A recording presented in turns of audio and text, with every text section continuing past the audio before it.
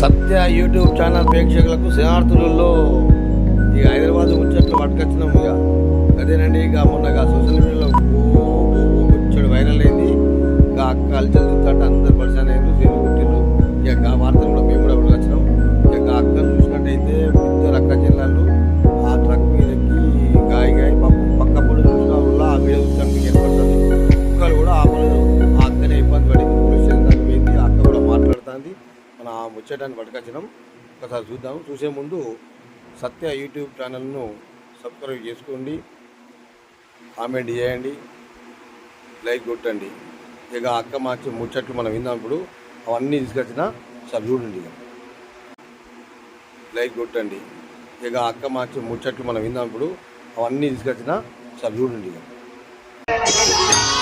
జటాజూట గంగోత్తరంగైర్విశిష్యం శివం శంకరం శంభుమీశానమీడే ముదామాకరం మండనం. అందరికీ నమస్కారం. నా పేరు ఫార్మర్ శ్రీవనిత మైథిలి, మా చెల్లి సునీత. మేము 2012 నుండి గో ఆధారిత వ్యవసాయంలో ఉన్నాము. అంటే గోవు పేడ, గోమూత్రము, ఎద్దుల పేడ, ఎద్దుల మూత్రము, వీటితో పంచగవ్యాలతో వ్యవసాయం చేసే వ్యవసాయ పద్ధతిలో ఉన్నాము. అయితే ప్రస్తుతం ఏంటంటే విషయము, నేను మలక్పేటలో మా ఇంటి ఎదురుగా, మా అత్తయ్య వాళ్ళ ఇంటి ఎదురుగా వెళ్తున్నప్పుడు 2 ట్రక్కుల్లో మూడు పెద్ద నంది అంటే ఎద్దులు, అంటే ఒక 15 ఏళ్ళు వ్యవసాయానికి పనికొస్తాయి. నేను వ్యవసాయంలో ఉన్న వ్యక్తిగా చెప్తున్నాను, 15 ఏళ్ళు వ్యవసాయానికి పనికొస్తే అవి చాలా ఆరోగ్యంగా ఉన్నాయి. అసలు అవి కబేళాలకి తరలించాల్సిన సందర్భమే లేని ఆవులు, చాలా హెల్తీగా ఉన్న ఎద్దులు అవి. అయితే అవి చూడగానే నేను ఆపి డ్రైవర్లను అడిగాను, నేను మా చెల్లి, ఇవి ఎక్కడికి వెళ్తున్నాయి, ఏంటి మంచిగా ఉన్నాయి అని అంటే అతను స్వయంగా చెప్పింది, ఇది స్లాటర్ హౌస్ కి వెళ్తున్నామా, బక్రీద్ ఉంది కదా అని. సో అంతలోనే ఇది అట్లా వెళ్ళడానికి కుదరదు, నేను 100 తయారు చేస్తున్నాను, మీరు గల్లీలో పెట్టండి, వాళ్ళు వచ్చాక మనం దీన్ని సార్ట్అవుట్ చేద్దాము, లీగల్ గా చేద్దామన్నా, అట్లా తీసుకెళ్ళడానికి లేదు, మంచి ఆరోగ్యంగా ఉన్నాయని నేను అన్న మాట్లాడాను. ఇది జరిగే లోపే ఎక్కడి నుండి వచ్చారో ఎలా వచ్చారో తెలీదు, ఒక 100 మంది పైన మగవాళ్ళందరూ నా మీద చెల్లె మీద దాడికి వచ్చారు, స్కూటీలతో మా మీదకి దాడికి వచ్చారు. సో నేనేం చేశాను, ఆ వెహికల్స్ వెళ్తే మళ్ళీ దొరకవు, అంత మంచి ఎద్దులు ఎట్లా వాటిని సంరక్షించడము, ఇది లీగల్ గానే ఇది అయ్యాకనే నేను ఒక నిర్ణయానికి రావాలని, నన్ను నేను కాపాడుకోవడానికి, చెల్లెని కాపాడుకోవడానికి, ఆ వెహికల్ పోకుండా ఉండడానికి మేము ఆ వెహికల్ ఎక్కినాం. సో ఎక్కి నేను చెప్పాల్సిన వాళ్ళు చాలా అసభ్యకరమైన మాటలు, మేము మీ మీద నుండి వెహికల్ ఎక్కిచ్చేస్తాం, ఇక్కడే చంపేస్తాము, ఖచ్చితంగా వీటిని కోసుకొని తింటాం, ఏం చేస్తారో తెలియదు, ఇలా చాలా చాలా ఇంకా బూతు మాటలు కూడా వాళ్ళ భాషలో తిట్టారు. సో ఇక్కడ ఏంటంటే నేను ఏ పార్టీ, మతము, ధర్మం గురించి కాదు ఇక్కడ చెప్పేది, జీవో రక్ష పరమో ధర్మం. సో మనం అన్ని జీవుల్ని కాపాడాలి. ఇక్కడ వాళ్ళని చంపడం గురించి మీది నాది ప్రాణంగాని వాటిని ప్రాణం కాదా, ఇలా చంపడానికి లీగల్ గా లేదు. ఆరోగ్యంగా ఉన్న ఎద్దుల్ని వీటిని చంపడానికి లీగల్ గా లేదు. అండ్ ఎనిమల్ తీసుకున్నా కూడా, జంతువులకు కూడా వాటిని బ్రతికే హక్కు వాటికి ఉంది. చిలకల్ని కూడా పంజరంలో పెడితే కూడా పెద్ద పెద్ద కేసులు అవ్వడానికి చట్టంగా కేసులు ఉన్నాయి, చట్టపరంగా నియమాలు ఉన్నాయి. అలాగే వీటికి బ్రతికే హక్కు ఉంది. సో ఆ పరంగా నేను ప్రశ్నించాను.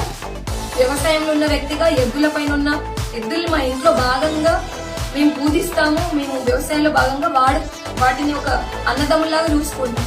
సో నేను మా చెల్లి మేము రైతులం, ప్రకృతి వ్యవసాయ రైతులం. సో ఈ గో ఆధారిత వ్యవసాయంలో భాగంగా, గోరక్షకులో నేను భాగంగా ఖచ్చితంగా దీన్ని ఆపాలనే ఉద్దేశంతో ఆ స్పాంటేనియస్ గా కనబడేసరికి నేను చేశాను తప్ప ఇది ఎక్కడ ఏ రానడిగా జరిగింది కాదు, ఏది కాదు. సో ఈ రకంగా జరిగాక వాళ్ళు వెహికల్ తీసుకెళ్లిపోయారు. తీసుకెళ్లిపోయి పక్కనే ఇక్కడ మలక్పేటలోనే ఏదైతే గల్లీలో తీసుకెళ్లి వాళ్ళ బిల్డ్స్ అండర్ లో ఉన్న ప్లేస్ లో తీయలేరు, ఖచ్చితంగా వస్తాం, మీరు ఏం మిగలేరు, ఇలాంటి మాటలు మాట్లాడారు. అంతలో ఏంటంటే మన పోలీస్ వాళ్ళు కొందరు మన వచ్చేసి మమ్మల్ని ఎక్కువ పోలీస్ స్టేషన్ తీసుకెళ్లి జరిగిన విషయం ఏంటని తెలుసుకొని ఇదంతా కూడా రాయించి కంప్లైంట్ ఇవ్వడం జరుగుతుంది. సో ఇక నేను విన్నవించే విషయం ఏంటంటే, మనం మనుషులను బ్రతుకుండడానికి ఆకుకూరలు, కూరగాయలు ఇవన్నీ శాకాహారం తింటే సరిపోతుంది, మిగిలిన జీవులన్నింటినీ చంపుకొని తినాల్సిన అవసరం లేదు. ఇక్కడ ఎద్దుల్ని ప్రత్యేకంగా ఆవుల్ని ప్రత్యేకంగా ఎందుకు అంటున్నామంటే అవి మా జీవన విధానంలో ఒక భాగంగా మేము సంరక్షించాలంటున్నాం తప్ప ఏ మతాన్ని వ్యతిరేకించి కాదు. అదే టైంలో నేను 100కి కూడా డయల్ చేశాను ఫోను, కానీ ఆ ముందర వాళ్ళందరూ దాడికి వస్తుంటే మమ్మల్ని మేము కాపాడుకుంటూ వాళ్ళ దానికి సమాధానం చెప్తూ ఆంటీ కానీ కొంచెం లేట్ అయింది వాళ్ళు వచ్చేసరికి. సో ఇది జరిగిన విషయం. ఇక్కడ మతము ధర్మము కుల మత గొడవల గురించి కానీ ప్యూర్ మేము నాది యూట్యూబ్ ఛానల్ వదిలి నేను గత 2012 నుండి ప్రకృతి వ్యవసాయం చేస్తున్నా. మీరు అందులో చూసుకోవచ్చు నేను ఏ విధంగా వ్యవసాయం చేస్తున్నాను, గోవులు ఎద్దులు మిగిలిన ప్రాణం మీరు చూసుకోవచ్చు. సో నేను ఇంకొకటి ఏంటంటే మేము వీడియోలు కూడా కవర్ చేశాము. ఎవరైతే వస్తున్నప్పుడు పక్కన ఉన్నాడో వాళ్ళు వచ్చారో వీడియోలు కవర్ చేస్తే అక్కడ ఉన్న వాళ్ళలో ఫోన్ లాగేసుకొని వీడియోలు వాళ్ళు డిలీట్ చేశారు.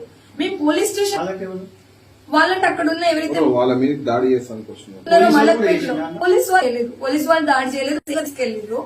అయితే వీళ్ళు ఫోన్ లాక్కొని అందులో ఉన్న వీడియోలు కూడా డిలీట్ చేసిరండి. పోలీస్ స్టేషన్ కి వెళ్లి మేము సార్ ఎవరైతే ఏసీపీ సార్ ఉన్నారో ఆయనతో మాట్లాడేటప్పుడు ఫోన్లు బయట ఎస్ఐ గారు అడిగి తీసుకున్నారు. 2 ఎస్ఐలు ఉన్నారు.